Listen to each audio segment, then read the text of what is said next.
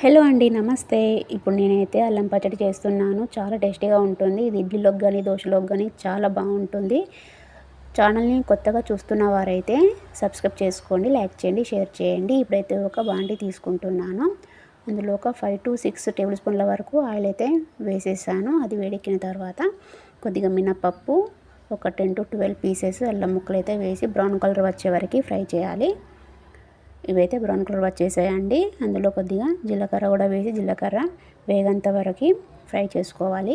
Next ఒక 4 to 5 ఎండుమిర్చి అయితే వేసేసాను ఇందులో. అవి కూడా ఫ్రై చేయాలి.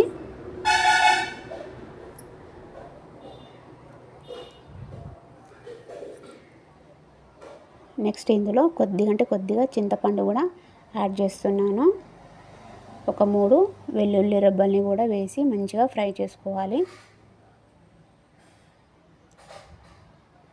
తర్వాత ఇందులో ఒక 2 టేబుల్ స్పూన్ల వరకు బెల్లం యాడ్ చేస్తున్నాను. మీకు ఇంకా స్వీట్ తినాలనిపిస్తే ఇంకా కూడా యాడ్ చేసుకోవచ్చు.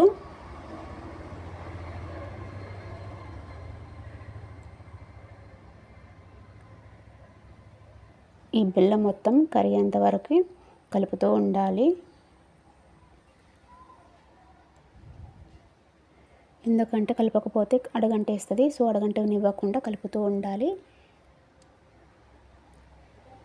ఈ బెల్లం అయితే మనకి ఆల్మోస్ట్ కరిగిపోయింది.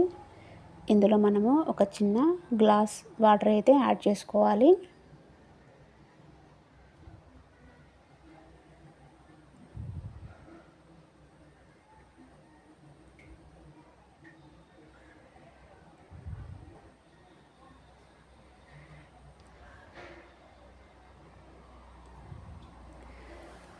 ఈ వాటర్ యాడ్ చేసుకున్న తర్వాత ఈ వాటర్ని మొత్తం ఉడకనిచ్చి దగ్గర పడేంత వరకు ఉడకనివ్వాలి.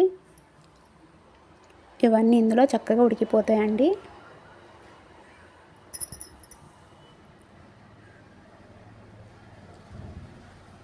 రుచికి సరిపడా రాళ్ళు ఉప్పు కూడా యాడ్ చేసేసాను.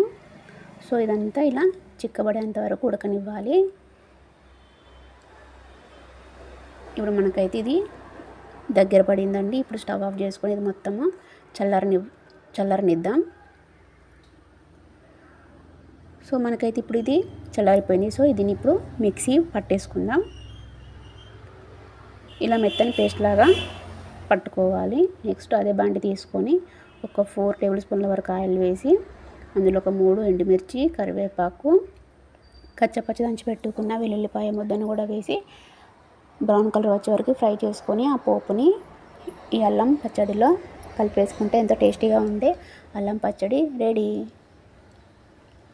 ఇది ఏ టిఫిన్లోనైనా చాలా బాగుంటుందండి. మీరు కూడా ట్రై చేసి ఎలా ఉందో చెప్పండి.